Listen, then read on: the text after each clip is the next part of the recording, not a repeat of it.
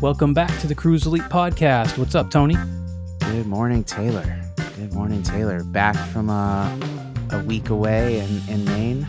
Yes. Yeah, I'm having my fly fishing withdrawals right now. Really?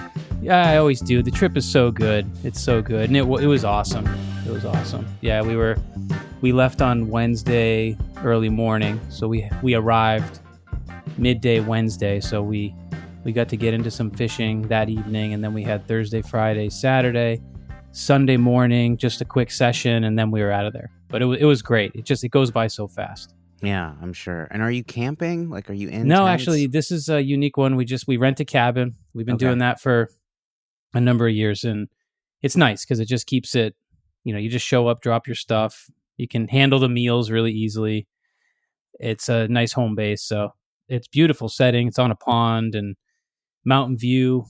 It's walking distance from where we, do most of our fishing. So that's pretty cool. So, up early in the morning when it's still dark, put your stuff on, get everything ready, and just walk right out at the cabin to a little trail system. And then you hit the trail system and, you get all these options for fishing. It's pretty sweet. Yeah, that's awesome. You were worried about the rain and that it hadn't rained as much. Yeah, because we're having a drought in the Northeast. And actually, we just got our first good shot of rain out here yesterday. So we didn't have the rain up there, but it ended up being okay, which was great. And when we arrived, it was like summertime conditions. I was a little bit nervous. Low water and really, warm air is not generally something you want for fall fly fishing. But then within like 2 days, it just snapped cold. And all of a sudden it was 28 degrees in the morning. Whoa. Yeah. So it went from like, yeah. So we went from summertime, like we were wearing sun shirts, the first evening and the next day. And then boom, we're dressed for wintertime fly fishing, at least for the morning. And then it warmed up a bit, but big change. All of a sudden it was fall, which is nice though, because you want those conditions. Yeah. Maine does not play around, man. No, it doesn't. Maine is quick. Serious, dude. Yeah. Yeah. So lots of hiking, stayed really active. The hiking is kind of the fun part of the trip. There's tons of hiking, and I say there's trails, which is kind of funny because this is a pretty remote location. And even though there are trails, the trails get destroyed every year by blowdown, like trees falling, and because the forest is so dense in Maine. Put it this way, in Maine, if you had to run from something in the woods, you couldn't. Oh, that's how dense. Yeah. Like the trees are closer together than shoulder width apart. New fear unlocked. New fear unlocked. And then you think about like, how does a moose navigate that? Like, it's just like bizarre. But the hiking is really tough, but it's like rewarding and fun because there's no trails really, and you're busting through the woods. But yeah, we had a blast. Yeah, I love a good hike, especially when my conditioning is such that I can sustain a good hike. Yeah. The last hike I went on, I think it was COVID, maybe it was the flu. It was one of those times that I'd been sick that I was telling you about. And I was sick for like 2 weeks. It was just like wouldn't go away. And so finally I'm feeling better, and it's like time to go for this hike that I had planned a while back. And I was like, I don't know, we'll see. And man, I was just huffing like the whole way up. Like, yeah. You really take that for granted. Yeah, seriously. Very cool. Well, you seem refreshed. That you have a glow about you. Nice. So I'm glad to see that, and I'm excited to dive into this episode. Same here. So I have a particular bias to this topic because I'm an audio engineer, and we are going to talk about sound stimulus and processing. Nice. For our listeners, we've brushed upon this topic a few times in previous episodes where you have talked about using sound stimulus, even with Alicia's back, right? Yeah, exactly. Using sound stimulus to stack with other things to get really cool neurological changes and results. And I just thought it'd be cool to focus on the stimulus in particular, talk about the neuroanatomy like we do, like what is connected to that entry point to the nervous system, and how you use it in your practice, and go from there. Yeah, that sounds great. Sound stimulus is, gosh, it is one of the more useful things that I think I use to help people with movement issues and pain issues. And it's so practical. It's easy to assess, it's easy to apply. Granted, our assessment, when you actually break down what it is to test somebody's hearing, it can really go into the weeds. There's a lot of ground you could cover there. The way that we do it is very simple, and luckily, it's very effective and quite useful. We'll talk about some of that, but sound stimulus to help somebody with performance or pain issues or mobility limitations. I mean, it's not something you would connect to movement. It's like, what? Like, sound? How does sound equal strength, or sound equal balance, or sound equal improved mobility and less pain? And I think we could say that about a lot of the different senses that we Right. talk about and we test, right? But sound itself is a very important stimulus, and your hearing is one of your most important survival senses. And so when you think about it like that, like as a survival sense, and you think about how our body reacts to what we're hearing, if you think about maybe back to hiking, right? You're hiking through the forest. There's a lot of sound interpretation that you have to go through, whether it's understanding and discriminating what one sound is from another sound. Is it a rattlesnake in the bushes, or is it just crackling of the grass? Right? That's a very important survival sense or distinction to make between two things. Is it dangerous or is it not dangerous? And that is essentially how I think about sound, right? It's is it dangerous or is it not?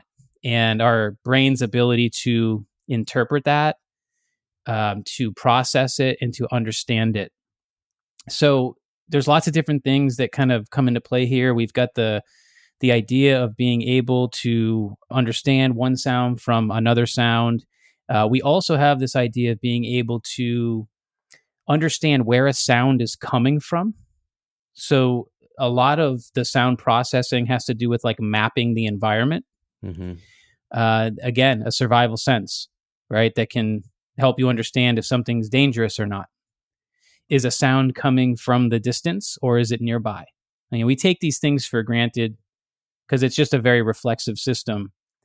But there's a lot going on there that, in essence, can either make you feel safe or make you feel unsafe, depending on what you're dealing with. So if you think about our interaction with the environment and the different types of sounds and sounds coming from different things, you can understand how our eyes are very reactive to what we're hearing. Because if we're mapping our environment, we're generally going to be looking in the direction of where we think a sound might be coming from. If a sound is dangerous, we might be eventually looking away from it and Mm-hmm. trying to figure out a way to get away from it. Our muscles are very much reflexively connected to our sound interpretation. If I hear something, my eyes look for it. Maybe my neck has to turn.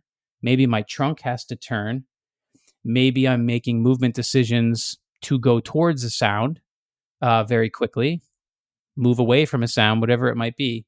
There's a lot that goes into it reflexively, and there's a lot of neurologic connections through pathways, and how sound processing has a lot to do with our muscles and our muscle tone and the decisions that we make with movement. So there's a lot that goes into it, and when we're working with people and trying to help them overcome movement issues and pain issues, sound is something that we not only test for people because we want to know, are there any hearing deficits present? Because if somebody has a significant enough hearing deficit, that actually could be impacting the way they move through the world, and it could be increasing the levels of pain that they're experiencing. So we like to find those deficits if they exist, but you don't have to have a problem with hearing for sound to actually be a useful stimulus either. So sometimes we just use the stimulus by applying sound in maybe one ear. Which ear you apply it in matters. We can talk about that at some point too. But sometimes you can just use the stimulus and take advantage of what it has to offer, from helping people improve their balance to improving reflexive stabilization problems to helping improve a person's vestibular function, just decreasing pain as an overall way of using sound to decrease threat. So there's a lot of uses for it for sure. So when you were talking about the reflexive nature of sound, Yeah. or of sound processing rather, for some reason I thought about gait assessments. Uh-huh. And you talk about, like, let's say you have a deficit in one ear. Mm-hmm. When you're thinking about like locating, like echolocating where a sound is coming from, someone says, "Hey, watch out." Mm-hmm. You turn towards the source, right? Yeah. Yes. You use your two ears to figure out what direction that's coming from. Yes. Yep. If one ear is compromised, I could see how you might be carrying your head slightly differently to compensate. 100%. Tilting to the side so that you get a little more information from that deficit side or something. I was just describing this the other day on our Neuro Dojo live call, because in our last Neuro Dojo lesson, we actually covered cranial nerve number 8, which is the vestibulocochlear nerve, which is the nerve that we are essentially testing with sound stimulus. So we were going deep into that in the last call. And one of the things I mentioned is exactly what you just said, where we want to be able to identify possible hearing deficits very quickly in our clients. And sometimes, whether you're just talking to them or you're watching them walk with a gait assessment, you will actually see people turning their head and kind of dominating the world, if you will, with their dominant ear, the one that they can get the fastest, clearest, most reliable sensory input from, rather than the ear that is not working as well for them. And there are long-term ramifications to that. There are performance ramifications to that, like in the moment too, posturally and the way that you hold your body, that might be problematic for certain things. In the long run, if you can imagine how somebody could develop neck pain or, mid back pain or low back pain, and honestly, the list, it could be any kind of pain, but we generally, I think, would see that in the midline most commonly with the spine somewhere. If someone has to hold their head, let's say rotate it 10 degrees, just 10 degrees, 15 degrees, maybe to the right, so that they can hear things with their left ear, because that's the one that's working for them, there are going to now be mechanical consequences to that down the road, just for moving through the world with that little bit of a compensation. So that is absolutely a real thing. And I see it more than you would guess. And it's not necessarily with people that have a clinical level kind of diagnosis or anything going on. I often, for the space that I work in, is generally with a healthy population and athletes and stuff. And I see this stuff within that population all the time. In fact, I'm thinking of one professional athlete that I've worked with for a number of years, and she has a fairly significant hearing deficit that causes that rotation with her neck. And yeah, we've done some work with that, and you can see it really affects her posturally. And I'm pretty sure it affects her movement decisions as an athlete too. Yeah. And for me, at least, this is like the most intuitive aspect of this to grasp, is like, as soon as you start talking about mechanics and posture, it's like, this is this is Thank easy. goodness. This is obvious to me, right? Thank goodness. Maybe it's worthwhile doing a refresher on the neuroanatomy, so that we can also kind of understand what's not obviously affected. Yeah, that sounds great. So going back to vestibulocochlear nerve, this is cranial nerve number 8. And when we test it, there's a number of ways we can test it. We can do it through sound processing. We can also do it through vestibular testing, because you can't separate the vestibular system from the auditory system necessarily because they start with the same nerve. So it's not even that they're wired together. They are the same wire. Yeah, they're the same wire to start, and then, based on pathways, things start to change. But let me first remind people that when we test a cranial nerve, we are directly getting feedback or information on the brainstem, the pontomedullary reticular formation, the PMRF. And so we have a number of cranial nerve evaluations that we would run on a client eventually, where you can test all these cranial nerves to understand how things are working at the brainstem level. You have a right brainstem, you have a left brainstem.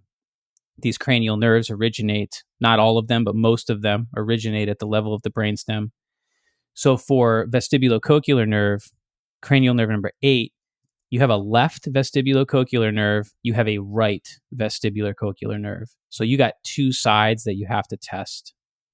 So, for example, when we hear something, let's say we apply sound stimulus in the left ear. The way that this works, just very simply stated, is, as far as the processing goes, is that stimulus is eventually going to cross the midline and mostly be processed in the opposite cortex, which is already a bit counterintuitive. Mm-hmm. You assume, okay, I hear it with my left ear, it must affect my left brain, let's say. It does. One of the things about sound processing is that it does split, and there is some processing occurring in this example, the left cortex as well, just not as much. And, when you read about this and search about it, everyone has a slightly different opinion about this. Most people agree that most of the processing is happening contralaterally. So if you were to actually see a graphic of the pathway beginning with the cochlear nerve, essentially what you'd see is a line, like a wire, and it is going to start in this example, let's say coming from the left side. And what it's going to do is cross over on the midline at the brainstem level and then start to move its way up towards the cortex. And on its way, it will also activate a very important area for sound processing and sound mapping called the inferior colliculus. There's a lot of structures involved. There's certain ones that we're more interested in. This is one of them. The inferior colliculus lives at the level of the midbrain, which sometimes we also refer to as the mesencephalon. This is the top portion of the brainstem, significant to us because it's where a lot of our sympathetic nervous system begins. So sound processing involves this little bump called the inferior colliculus, which helps us kind of spatially map based on sound. And that stimulus continues on upward, eventually hitting the cortex, where most of the processing occurs in the temporal lobe, specifically the auditory cortex in the temporal lobe. So, some people say 60-40 split. It's an approximation, but we might say 60% of sound stimulus coming in through the left ear would eventually be processed in the right temporal lobe. Mm-hmm. And the 40% might be processed on the other side. What is the number? I don't really know, and I'm not sure that anyone knows, and it might even be somewhat individual. Right. But I think what we can be fairly confident that most of it is a contralateral stimulus. So that's the pathway, the main pathway there. But remember, if sound's coming in from that left ear and we're activating the vestibulocochlear nerve, we are now also impacting the PMRF on that left side. Okay, so there's going to be contributions there, specifically because of where vestibulocochlear nerve originates, which is at the level of the pons, the brainstem, and its divisions, if you will. Starting at the top goes midbrain, which we mentioned briefly there with the inferior colliculi. It then goes pons underneath it. The vestibulocochlear nerve originates at the level of the pons, cranial nerve number 8, and then following that is the medulla. So sound stimulus coming in through the left ear will also be a pontine activation ipsilaterally, but it will cross the midline and then also get processed in the temporal lobe contralaterally. Mm-hmm. And just knowing that basic neuroanatomy with what we can do with sound testing and applying sound as a stimulus is phenomenal. I mean, it is so useful. It's wild. Yeah, let's connect the dots there. Okay. What are you gleaning from that mapping that makes it so useful? Okay, so first we got to test it, right? So if we want to do this on a client, and our listeners can try this, it's a little bit difficult to do on yourself. You can, but it's easier if someone can do this for you. And I will just describe our simple, super basic sound assessment. What I would do is have my client close their eyes, standing in the middle of a room, preferably without loud noises happening, elsewhere to kind of interfere with things. In the future, if we're training this, we might actually want those loud noises, but for Sure. just like basic testing, I'm going to stand behind them. Their eyes are closed, and I'm going to do what we call a finger rub assessment, where I'll take my fingers, I'll just put my thumb together with like my index finger, and I'll just rub them together. And what you end up doing if you put this up to your ear as you rub your fingers together is you just make a scratchy, staticky, very low volume sound. And I will ask my client as I'm doing this, and I put it right next to their ear, say, can you hear this? And they will either say yes or no. And hopefully they say yes. And then you say, okay, I want you to tell me when you can no longer hear it. And you slowly pull it away from their ear, but you're keeping the stimulus at the same level as their ear as you pull it away. And so you might pull it away and get to an arm's length, and then literally physically have to move your body as the coach, like across the room as you're testing this person's ability to hear it. And then they might say, okay, there, can't hear anymore, right there. And you kind of observe, where did this terminate? And maybe it's at shoulder width, or maybe it's 8 feet away, right? And then you might do that twice or something. Once is okay too. Sometimes it's kind of interesting to see, how people they will generally get a little bit better each time with training is essentially what you're doing. So you can do it a few times if you want, and then you just switch. Do the same thing to the other side. Rub your fingers together. Can you hear this? Yes, I can. Okay, tell me when you can't. And you start pulling it away. So sometimes you will have clients that have a very large deficit between the distance that they were able to hear that finger rub on one side versus the other. And actually, Alicia is kind of the person to describe, because we did this together on our last Neuro Dojo call, and I demonstrated this for our students, knowing that Alicia has a fairly significant left side deficit with her hearing. And so on the right side, I pulled the sound away from her, and it terminated at probably 8 or 9 feet away. And then I started on the left, and I started pulling it away, and it terminated 6 inches past her left shoulder. And so it's a very large difference. Yeah, that's... Yeah. And you will find that in a healthy population as well. It's kind of weird to think about, but, issues like that can be present. And so that was a good thing to show our students. So when you find those differences side to side that are large like that, because you want this to be reasonably symmetric, right? Reasonably. It doesn't have to be perfect.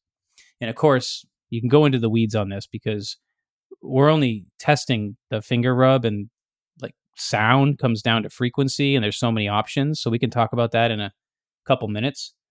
But this is where it starts. So let's say, like Alicia, you have a left side sound deficit. Well, just thinking about that, there are possible downstream effects of that. Because a deficit on the left side is now a very large input problem. So you're no longer getting the same input to vestibular cochlear nerve on the left. You are no longer getting the same input to that inferior colliculus in the mesencephalon. And you're no longer getting the same input to the auditory cortex in the contralateral temporal lobe. So thinking about it just from an input perspective, that can create issues downstream. We know that ipsilaterally, if we're getting less cranial nerve 8 activity, that could affect the pons. And the pons has roles in muscle tone. It has roles in balance. It has roles in autonomic function. Very important what's happening there at the level of the PMRF. We know contralaterally now that, the inferior colliculus is going to be about sound mapping, some sound discrimination. And guess what Alicia is really bad at? Knowing where a sound is coming from. Mm-hmm. You take that for granted, but like if we're outside on a walk and there's an ambulance in the distance, she's sometimes turning her head in the wrong direction, being like, what is that? And I'm like, that's an ambulance coming from over there. And she's like, really? I didn't even pick up on that. And now that you're saying it, I get that. Yeah. And so that's kind of discriminating, what is the sound? Where is it coming from? Inferior colliculus is heavily involved in that. Another interesting thing about that particular part of the anatomy is when we have large deficits coming in from major sensory systems, one of the things your brain will often do as a mechanism, kind of a strategy for keeping you alive, essentially. And when I say you alive, what I really mean is, yes, you alive because it's a survival sense, but at the level of neurons, your brain will upregulate activity going to neurons to try to keep them healthy, to make sure that input is reaching and activating those neurons, because your brain does not want death of neurons, right? That is not good. That's when things start to go away forever. Mm-hmm. So it makes sense logically that if not enough input is being received, the brain might turn up the dial to make sure that input reaches where we need it to go by making those neurons extra active. Extra active neurons are not always good. Mm-hmm. So at the level of the midbrain, that mesencephalon, extra activity in the mesencephalon, remember how I said originally that is kind of one of the beginnings of the sympathetic nervous system. Right. Extra activity there might actually turn up the dial on fight or flight responses. Mm-hmm. So somebody that has a large enough hearing deficit might also be under more stress, and they might get more stressed in certain environments. Guess what? That's Alicia. She generally will not like loud environments. When she reaches a certain threshold, it will fatigue her out, which is kind of a health history item that you might hear from your clients who are describing different hearing issues. So from there, we can also look at a lack of input reaching the temporal lobe. You don't want a lack of input reaching the with the temporal lobe in the long run, because other cortical things and processing happen there, such as memory. Mm-hmm. So in fact, I think, in the literature, there's some stuff you can read about how a significant loss in hearing may predispose you more to things like dementia, where your memory is affected. So that is why I like neuro. Well, it's why I love neuro, is because by understanding pathways and structures, when you find a lack of input somewhere, you can kind of trace it and understand what might be going on and compare that to a person's history and their performance. But also, how cool is it that you could potentially say and theorize, oh, we're going to use sound stimulus to help this person improve their memory. Mm-hmm. Like, that stuff's wild, beyond like just helping people with movement. You can help people with movement a ton with sound stimulus. The cortex is, working with the brainstem to help set the tone, your muscle tone with your body, and so many ways we could talk about it. But yeah, that is why we start out with testing, so that we can understand things a little bit more and figure out if there is an issue on one side, what might that mean and what might be the downstream effects of that. Yeah. No, really, really great explanation of how deficits matter in this specific context. Would it ever be useful for you to get like a audiologist test for a client and just look at a Yeah. measurement of their hearing on the left and Yeah, right I think at the so. So frequency level? yeah, I made a couple referrals over the years because so it's not my job to fix somebody's hearing. Right. And what I will do is I'll find a deficit or something, and then discover that working with that deficit is helping them with the goals that they originally came to me for. Mm-hmm. Knee pain, balance problems, chronic pain. People are not coming to me saying I have bad hearing. They're not coming to me saying that. So, and that's not my role, is to help improve someone's hearing necessarily. I will use their ability to interpret sound processing and hear as part of my reassessment process. And I will give them homework drills that involve sound stimulus as part of the drilling. Mm-hmm. But sometimes, as coaches, we'll have to make a referral and get their hearing professionally tested if we think it is important enough for them. In which case you can do that and you can get very extensive testing. But you know what? And you probably know this. You can download apps now Mm-hmm. that can do a pretty solid evaluation and give you some different feedback on like frequency. Yeah, they're Because tone frequency generators, essentially. Yeah, right? exactly. That's right. And that might be, I should say, that might be very important for somebody where this is seeming like it's very important. Mm-hmm. I'll tell a quick story. I told this the other day on our live call with our Neuro Dojo students. It always pops in my mind on this topic. But this was like maybe 6 years ago, around the time I moved to New Hampshire, somebody, one of my old professors from my college, reached out to me, and they're like, "Hey, I hear you're in town now. I'd love to get together with you and learn some about what you're doing, like a private session." And so we got together. She was sort of thinking more like, okay, I'm going to learn some cool things, maybe not necessarily for me, but she liked to apply them as a coach and herself. And so we got together once and it was cool. And then she kind of started sensing like, well, maybe I could learn something that would help me. So then we got together again. And one of the things that she wanted to work on was her neck pain.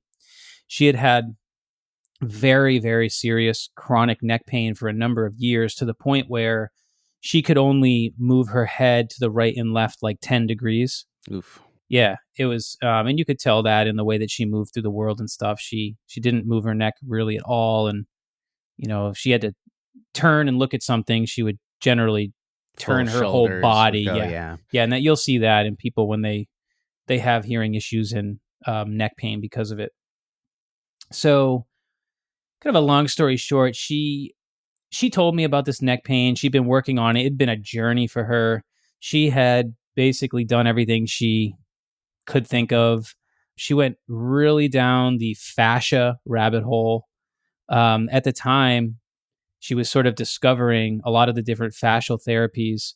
She took quite a serious liking in it, and based on being a professor and I think a physical therapist, she actually got involved in some research on fascia. It really became like a big thing for her.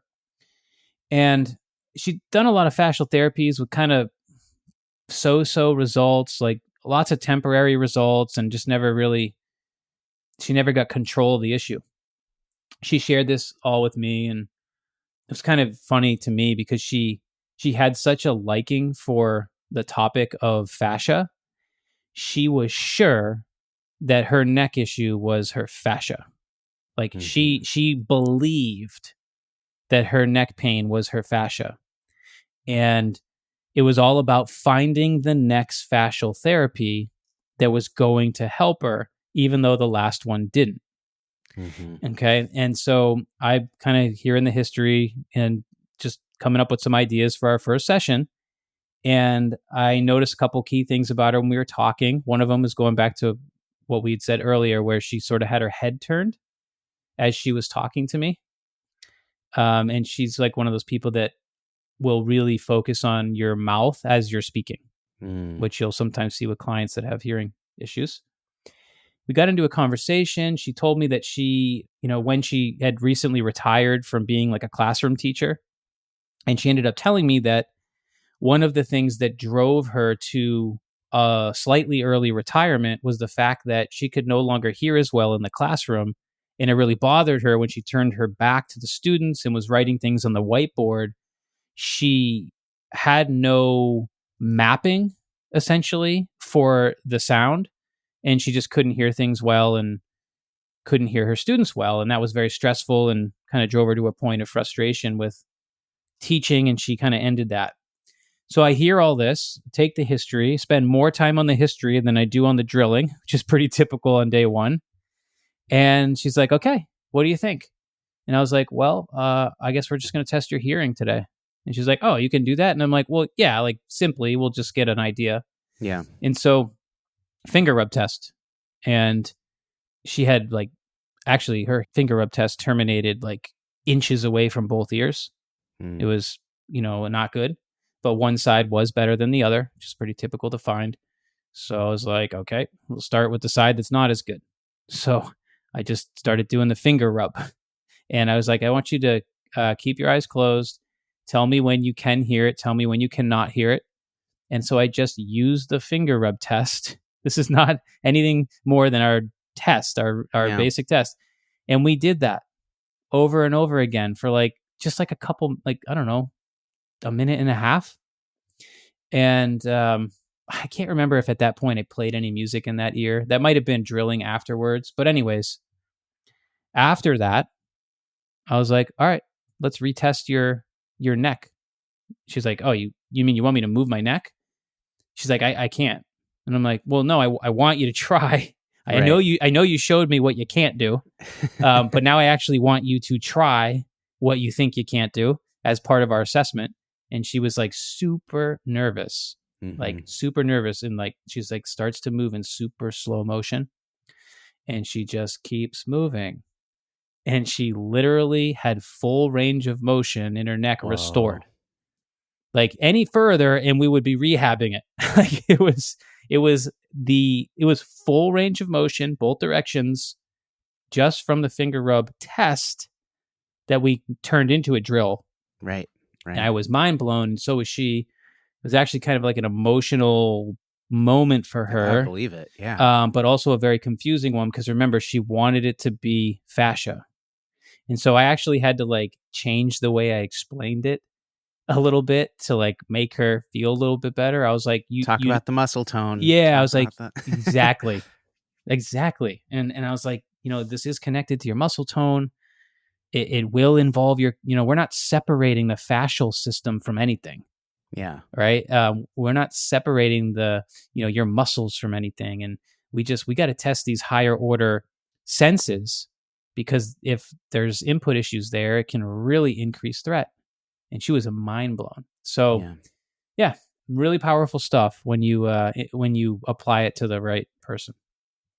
That's such a great story. So, if you have an audio deficit, my conventional wisdom tells me there's different types of audio deficit, obviously, right? There's different types of hearing loss.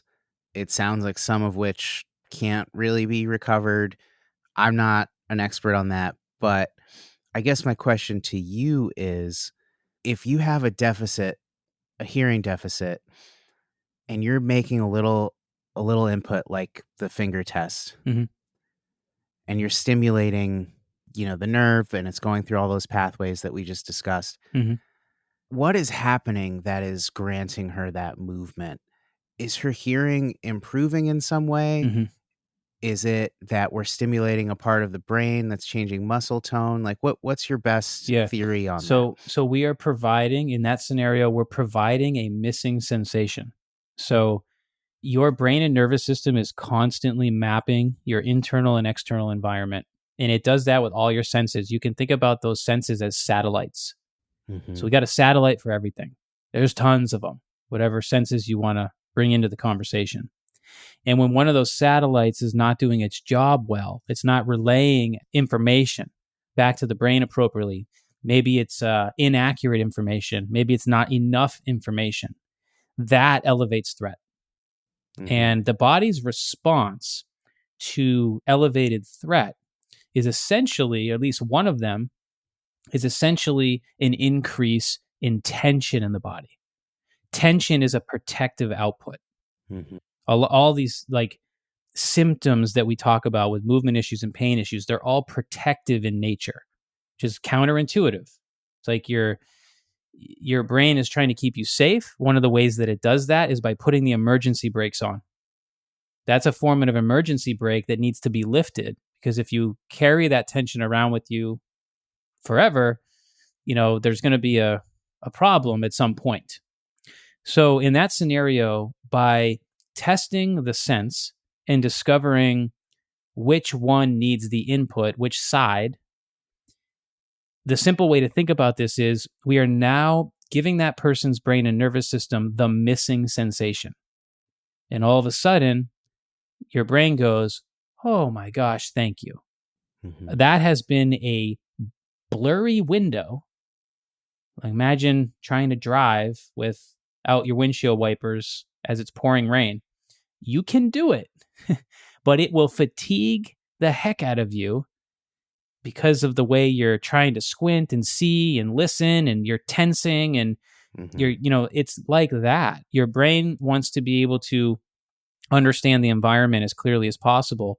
So when you give the brain and nervous system the missing sensation, it's all of a sudden like someone turns the windshield wipers on. And you're like, oh, thank gosh. The tension goes down. You're not squinting anymore. You're not, forward head posture over the steering wheel, gripping it as tight as you can. So that's how I think about this at a very basic level. Yeah. At the level of neural pathways, lots of different theories could be considered. I think the easiest one for this scenario is just a change in muscle tone, right? It's a change in muscle tone, which happens with any input that we apply, right? For the most part, as long as it is novel enough and your brain is paying attention to it enough, you will get some kind of output change, meaning movement will change generally as a result of better balance of flexor and extensor muscles in your body. Yep. So it's kind of an open secret in the audio engineering world. There's this idea of golden ears. Like the best engineers have golden ears. They can hear perfectly from 20 hertz to 20,000 hertz. And that's why they have golden ears. And some people do have incredible hearing in terms of but it turns out that doesn't really correlate at all with skill in the field. Oh, really? Some of the best guys, the most coveted people, I should say, in the field will admit that they have hearing loss, and sometimes pretty severe hearing loss. And so the practical takeaway in that context is listening is a skill. Yeah. Hearing is what it is. You have your hearing, but listening is a skill, and you can learn to really focus on things and compensate for whatever deficiencies you have. Yeah, that's the word, compensate, right? And a nice thing about having 2 ears in that respect, in a frequency respect, is if you have a big hole at, let's say, 8K on your left side, your right side might not. Actually, it probably doesn't have the exact same hole. So like your brain can take those two inputs and fill in the gaps. Totally. Right? When you were talking about using like the finger rubbing test, the finger rub as a stimulus, I think a necessary ingredient of that is that she had to have been able to hear it a little bit. Yes. This would not apply to full hearing loss. Right. Yeah. And speaking of tones, so as I was saying, like the finger rub test is a very basic thing you can do. Person has to be healthy enough to be able to hear it to begin with. And, as you were kind of saying, your ability to hear certain frequencies may be better or worse, right? Mm-hmm. So you can take testing and drilling to a different level if you want to go deeper. So I have, and you probably know all about these, Tony. I have a tone generator on my phone. Right. And there's a couple different drills I like to do. If I was needing a specific tone, I might quickly screen and do that same kind of testing that I described, but instead of rubbing my fingers together, I would set a tone on my tone generator and go through, I don't know, 4 or 5 different ones just to kind of see, like, are there any differences here? Set it really quite low. Obviously, they still need to be able to hear it to start. And I would do the same thing. And that can be useful for some people. I generally don't have to do that so often, but again, like the type of people I'm working with are, they're pretty healthy people, and we're not dealing with complete hearing loss, if you will, most of the time. Yeah. But the tone generator definitely plays a role, and is, for a neuro coach, you want to have that in your toolbox for sure. Well, one thing I was thinking about with the finger rub test versus a tone generator is a tone generator, what it's doing is it's usually putting out a single frequency, 1 kilohertz. That's the frequency that you would use when you are bleeping out swear words in a broadcast, for example. That beep, everyone knows that frequency. Yeah. It's a single frequency. There might be harmonics that are created by the speaker or whatever, but in general, it's that one frequency. If you, for example, had a huge hole in your hearing at that frequency, that tone generator, like what the audiologist does when they test your hearing, you wouldn't raise your hand for that, right, for that tone. But with the finger rub test, it's going to be more than one frequency. It's going to be a range. Yes. And so I wonder if this is almost like a wire together, fire together thing, where it's like if you are going through the world without hearing 1K, but you do this finger rub test and it's 800 to 2K is the prominent frequency. I'm just making up numbers that are around that hole. Maybe that's providing stimulus close to that range that's giving your brain that missing input. Oh, big from time. At a frequency level. Yes, that is so relevant in neurology. I think that kind of thing is happening with so many of the senses.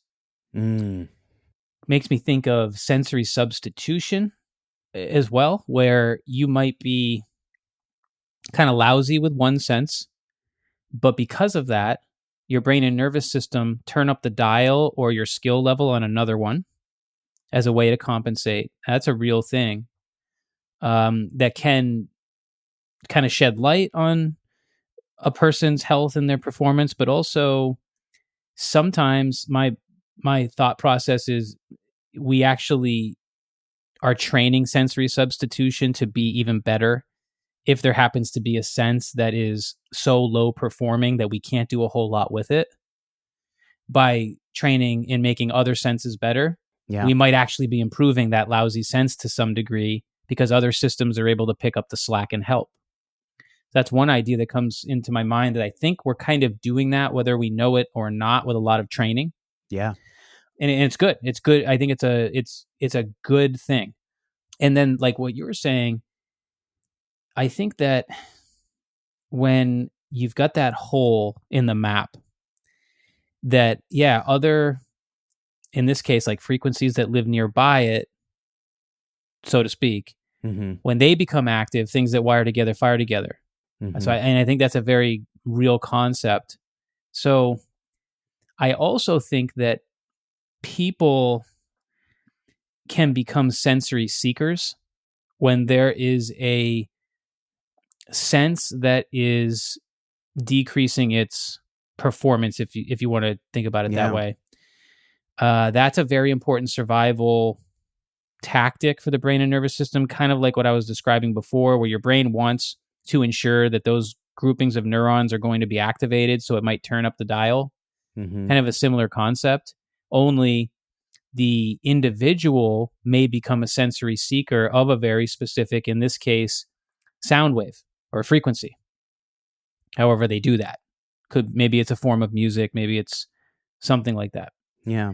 Which is interesting, because I think that as people, we become sensory seekers more than we realize. and there's always a neurologic need for why we're doing that behavior. And we talked about this recently when we were going over trigeminal nerve. Somebody was like, one of our students was like, they had a history of TMJ stuff, and they were like, I always bite my lip and chew my lip. And they were like, could I literally be trying to give myself trigeminal nerve stimulus and not know it? And I was like, yeah. They're, these are the people that always go, yeah, it's no wonder I chew gum. I don't know why I chew gum. I'm always have gum in my mouth, They're giving themselves that trigeminal stimulus. Same kind of idea. In fact, I have also read, there's a lot of opinions on this, but, there's such thing as having such a gap, if you will, or hole, as you said, in your hearing, that you can actually have auditory hallucinations. And some people theorize that the auditory hallucination is the brain trying to create the missing stimulus again so that neurons don't die. Yeah, this would be like tinnitus, Yes. right? So that ringing in your ears that you hear, usually after a loud concert or something, unfortunately. Yeah. Those are the frequencies that are most at risk or have been damaged, unfortunately, by high sound pressure levels. Yeah, and I don't know a lot about is it tinnitus or tinnitus? I think you can say both. It was Latin at one point, I'm sure. So who knows? Sure. And I get asked about this constantly. And I don't know a lot about it. I do feel that there's probably a lot more things that could go into it. But it's interesting to hear that theory of like this auditory hallucination becoming kind of a tinnitus, and it's your brain's way of trying to keep the neurons alive, a lot of the time. And maybe that's one form of it. There's probably others. Yeah, it reminds me of like ghost limbs, right? It's like a phantom limb. Yeah, phantom limb. That's the word. Yeah. Totally weird. So another, and again, I have all this information and I don't know where it comes from or how backed by science it is, but the general wisdom around tinnitus is like you'll notice some things activate it not related to sound. So like if you're really stressed out, you might hear it more. Caffeine, having a lot of caffeine can actually increase that sensation, that ringing in your ear. And when you were talking about the link to the sympathetic system, that makes sense to me. Yes. And suddenly that, like, with the stress, caffeine, like those kind of up-regulating mechanisms, right? And that's why it's so difficult to solve. Yeah. Right? Because it's a threat bucket issue at that point. And that's why it's so hard to solve. It's one of those things. It's like pain. It's like chronic pain. Chronic pain is hard to solve because the pain doesn't tell you where the problem is. The pain doesn't tell you what the problem is. It only tells you that your brain has taken action to try to get your attention. And when something goes to that level of, on like a health level, a holistic health, where other things can change the intensity of how you're experiencing it, that's when we get lost, and that's when things get challenging. So I think there's so many things that could go into it. I know that just thinking about structures, I would also want to test trigeminal nerve and facial nerve. Those are other cranial nerves that do have relevance to the ear in different ways. Trigeminal nerve is involved in sound dampening. The little muscles that kind of help us dampen sound. We can test that by kind of similar to the finger rub. But you take like a tuning fork, you hit the tuning fork, you ask your client, okay, can you hear it? Yes, I can. Tell me when you can't. And then you take your hand and you go whomp and you squash the tuning fork. And you want them to be very fast. Yeah. Right? How fast can they react? How fast can they be like now? And you do that several times. Now. You want it to be pretty instant. You don't want it to be delayed. So sometimes you'll squash the tuning fork and then like a second and a half or 2 seconds goes by and they're like, now. Or usually they say, now. And it's kind of like a slow response. That's a simple way of how you might test sound dampening. So trigeminal nerve comes to mind. Facial nerve has some relevance to like sometimes being hypersensitized by loud sounds. So like if you clap in someone's ear and they flinch and, they're kind of their startle response happens. And then, so there's other nerves that we might look at too, besides just cranial nerve 8. Yeah. But yeah, that's an interesting one though. People ask me about it constantly. Yeah. Yeah. I would be curious to apply this lens further because it's something that so many people deal with. Yep. Just one more point on the frequency note. Well, maybe two more points. I don't know how much time you have today, but let me know if we need I got to plenty of time. Isn't that start. funny? When we first got on, I was like, I wonder if this will be a long one, Tony. And now we're just doing fine. I had a feeling. So it's the neural pathway goes from and part of why I repeat this stuff is just so I can try to finally remember the names of everything.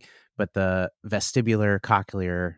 Yep. Yeah, it's cochlear. So it's cochlear. Yeah. There's that's referring to like actual anatomy in there. The cochlear, the little sac in your ear. Yeah. Yes, it looks like a snail. Yeah, it looks just like a snail. Mm-hmm. So that finds its way at some point to the midbrain where we have the sympathetic system. And with frequency, I do wonder, you know the sound of a baby crying. You're a dad. Mm-hmm. I think a lot of people are very attuned to that high frequency. And if you think about fire alarms or sirens, a lot of them kind of live in that. Yeah, that's interesting. In that kind of shrill range. That's very interesting, yeah. Have you ever thought about frequency in that way, in terms of like sympathetic versus parasympathetic, what activates versus what might be soothing? Yes, I thought about that. I don't know a lot about it, but it makes me think about testing. So using my tone generator for something called bone conduction sound. Mm-hmm. So I'm sure you know more about bone conduction than I do, but here's I don't know much. here's what I know about bone conduction. So, and this is a tool that we like to use. Maybe people are familiar with bone conduction headphones, different from more traditional headphones. The what do you call that, Tony? The piece of the headphone that actually makes contact with you. I don't actually know what that's called. Yeah, so it's just, to me, it's just like a little pad, and it goes on your skull rather than going in your ear like an earbud. So you put these on, and it rests. Probably a transducer, if I had to guess. Okay, but that's what any speaker is. Gotcha. So it rests on your skull. There's different areas of the skull where you could have this in contact with it, but basically it's up near your temple, or we've even adjusted them to be closer to the mastoid process. But anyways, the vibration coming from the sound is picked up and through the bones of your skull, right? And that's why it's called bone conducted sound, different from putting the sound directly in your ear. So I have had experience with bone conducted sound, because when I'm trying to help people with more significant balance issues and muscle tone issues, and they have kind of some vestibular things that seem to stand out to me, I will often use bone conduction headphones and kind of do a sweep on frequencies, because the frequency matters as far as which part of the vestibular system we're going to be applying the most activation to. Interesting. Yeah, it's really neat. And so, and these can be so effective, it's insane. And realistically speaking, this is an inexpensive tool for what you can actually do with it. They have higher level, like at a clinic or something. I'm sure they do this at a much higher level, but man, if you have a set of bone conduction headphones and you download a free tone generator app, you can basically start at 100 hertz or 500 hertz and kind of play up and down from there, and see, do you do better with your assessments? Because you would assess this. Hopefully our listeners understand that now. I feel like I'm kind of a broken record on that most of the time. You would, put them on, maybe put on 100 hertz, and then you'd retest some movement and pain or whatever. And then you might try the same thing with 500 hertz and play from there, depending. So that it made me think of that, because we typically see some very different responses in people's movement based on that level of hertz. Sometimes people put on these bone conduction headphones and they just don't want to take them off. Mm-hmm. They're very soothing. They help ground you. It makes sense just because the vestibular system is a very grounding system, physically and literally emotionally. In fact, I mean, there's lots of evidence that problems in the inner ear can disrupt people on the level of kind of emotional groundedness. So it's interesting to think about it that way. Yeah. Vestibular stimulus generally calms us down, when it's ongoing kind of low-grade vestibular stimulus. So we can use the bone conduction headphones in a lot of different ways, whether it's helping people improve their balance. Maybe it helps somebody with their vestibular function or not feel as anxious. But it can also do really amazing things at the level of, like, on a performance level with muscle tone, especially if you start looking at the neurology of, again, sound and that being involved with the pons. The pons is largely involved in extension of the body. So when we activate the pons and we activate the vestibular system, which also has a very large role in extension in our anti-gravity muscles, you can put bone conduction headphones on and see drastic improvements in strength. Whether you have a hearing problem or a vestibular problem or not, it could be a performance tool for somebody, which is wild. And I mean, like, add 20 pounds to your deadlift today. Like, that's what I'm talking about, like, big time. You know what I think I might do? I think I might put on my red glasses, put on some bone conduction headphones, Yeah. and sniff some smelling salts and just go for it and see Bam. what happens. The smelling salt thing's funny though, because so on my last Neuro Dojo call the other day, same one where we were doing tests for cranial nerves that live in the pons or that originate in the pons. One of them was trigeminal nerve. And guess what we did? We did sniffing ammonia as a test. Mm-hmm. And so again, that's another pontine cranial nerve. So if you want to really jack up your strength, that would be a nice little stack, Tony. We've got red glasses to activate your sympathetics, which I know affect me a lot. Bone conduction sound to maybe give you some more facilitation of extensor muscles, right? And then the ammonia is another pontine. Well, that one's a little different. That could go into the weeds, but trigeminal nerve has impacts on multiple levels of the brainstem. But again, muscle tone, right? So yeah, that'd be a fun stack. No, I love that, and I did want to talk about a use outside of just clarifying a map and a deficit, and so that's a great one where it's like, okay, we're not just going to use this because you have a hearing deficit and we want to give the brain the stimulus that it's seeking. Yeah. But also this can help activate your erectors and therefore, or your extensors, and therefore, might put a few more pounds on the bar when you're doing a deadlift. Totally. Yeah, totally. I mean, if you have a client with posture issues, right? Like pretty significant posture issues, just putting bone conduction headphones on could literally change their extensor tone right in front of your eyes. And that would make it a very useful tool. I want to be clear too, because this has been a lot of like technical talk. I want to be clear so our listeners know this is something that you can play with right away without needing to know anything special. So what I'm actually talking about, what the result of knowing this and testing these things is at a basic level, is playing music in one of your ears while you do some other drills. That's literally what I would encourage our listeners to go and explore. So let me map this out for you, for those of you listening, so that you can maybe have a couple of targets that you might try to hit using this idea. Let's say that you have pain on the right side of your body. Okay, it's a chronic pain, been dealing with it for a while, you're trying to solve it. Doesn't matter what kind of pain it is right now, it's just that kind of chronic, mysterious, non-injury event kind of pain right now. Based on what we were talking about with pathways, you have to make some decisions as to what ear you would play the sound stimulus in. And you're welcome to test both and then retest your pain and see if it's changed, because that's worthwhile, because we did say that sound processing technically impacts both hemispheres of the brain. But we said that it's more of a contralateral relationship. When we look at what we can do to possibly impact pain on one side of the body, we want to think about the cortex, the hemisphere that lives on top of that side of the brainstem.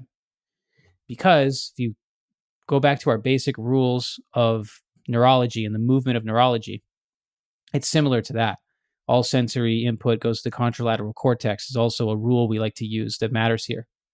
But if I activate that auditory, so if I activate sound, if I put sound in your left ear, and that stimulus now ends up in the right cortex, if the right cortex is doing its job well, it will act on and fire down into the right pontomedullary reticular formation. And when you activate the brainstem, there are descending pathways dedicated to what is called nociceptive gating, which is a fancy way to say turn down nociception, which is kind of still a fancy way to say, turn down the danger signals. Not talking about like pain, I'm just talking about the nociception. So sound in the left ear will activate the right cortex, which will act on the right PMRF. So the first idea for our listeners is sound in the left ear to potentially help pain on the right side of the body. Okay, that's like just kind of a level one idea. And then if you have pain on the left side of your body, you could do sound in the right ear to possibly affect pain on the left side of the body. Okay, so really simple little experiment you can do. Does it have to be a pain issue? No, it could just be like a mobility limitation. Let's say you have a tight right hip, right? You're always struggling to get in a deep squat and you feel restricted at your right hip or your right ankle or something. You could use this same thought process to see if sound stimulus helped you with that. And you just assess and reassess and see. And if it's good, I should say, if it helps you, now you know you can use sound in that ear to help you with other things. So maybe you're playing sound in the right ear while you practice your right-sided hip mobility drills. Or you notice that it helps your squat and you feel stronger and you feel in a better position at the bottom of the squat. Well, now put an earbud in your ear while you're squatting and use that stimulus to your advantage. Yeah, that's awesome. Would you ever want to do both ears at the same time? It's possible, but I don't think I have. Yeah. Usually I'm trying to really target yeah. that weaker side. Yeah, and I feel like when you do it that way too, things become a little bit more novel. Your brain tends to pay attention a little bit more, but it could be beneficial to do sound in both ears for different reasons, depending on the person and their competency with their hearing. Yeah. I wanted to talk, and maybe this is a whole other episode, but I wanted to talk about like the left-right differences in the brain besides kind of that like contralateral wiring that we discuss so often. I've heard somewhere, and again, I don't know the source, that speaking on the phone with one ear versus the other ear might activate different parts of your brain and kind of lead to different interpretations of the conversation. Like on one side, you might be more emotionally intelligent and more empathetic, and on the other side, you might be more just like decisive and rational. And do you ever think about differences in the brain at that level? Yeah, so there are for sure differences like that with the lobes. So when you start getting into the details of the lobes, I don't have them memorized. I generally look them up. So, but there are absolutely. So like I actually have a couple notes in front of me now. I'm looking at history findings for the temporal lobe, because remember we said that the auditory cortex is in the temporal lobe. Yeah. So when you do like a history intake, if you wanted to go to this level of detail, so for the left temporal lobe, you might learn that somebody dislikes predictable rhythmic tempos. That would be like more related to the left side. And difficulty understanding the meaning of speech would also be more the left side. For the right side, disliking unpredictable rhythms. So this is like the type of music, I guess. Yeah. And that kind of thing. And then some people with more right side deficits will have more of like a monotone speech. Mm-hmm. Right. So there's a lot of that kind of stuff at the level of the lobes. And I generally look them up because there's so many of them. Yeah. And I have a hard time remembering them specifically. But as you explore the lobes, you can go into that, rabbit hole easily. Yeah. So you could theoretically try to assess some changes on those levels with unilateral auditory stimulus. Definitely. And it just depends on like the kind of work you're doing. I mean, Yeah. this stuff, this kind of applied neurology is it's so cool because you can make it about movement like I do all the time, but you could also make it about behavior. Yeah. It's just whatever. There's just so many options, right? There's so many options. And when you start getting into the lobes, that's like heavy behavior. Yeah. There's a lot there. Yeah. Is there anything like in the realm of sound stimulus and processing that has intrigued you, but like you haven't gone further in, that like maybe is worth would be worth investigating someday? Yeah, so like sometimes people reach out to me and they're like, "Hey, I think I had a couple questions not that long ago about is this specific hertz? Mm-hmm. Does that activate the vagus nerve?" Yeah, like brainwave stuff like that. related Yes, stuff. Yeah. I haven't gone there. Yeah. But it's there's a lot there. Is there a reason you haven't gone there? I just not really. It's like there's so many parts of neurology that I still haven't even got to. It's kind of like I try to be careful at this point with, well, let me put it to you this way. This is something I had to learn the hard way. Knowing more does not necessarily make you better at what you do once you get to a certain level. And I feel like I learned this the hard way, maybe several times over again, as I really started getting into neuro, because a lot of times it's the what I would consider like the bare bones basics that is most applicable for people. Yep. And I sometimes I want to do it for me, and I will at some point just to continue my learning and enjoyment and stuff.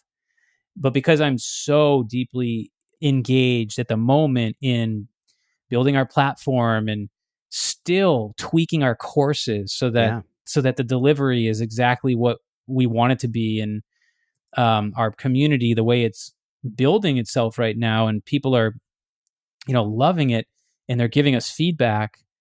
We're in that mode. And so that is kind of preventing me from continuing on with certain parts of certain things in neuro that I know exist, but I'm like, I got to save that for later. Yeah. No, but it will be cool to learn more about that. And especially on the whole thing with hertz and how the different vibration affects your body in different ways at the cellular level. There's so much there. Yeah. Yeah.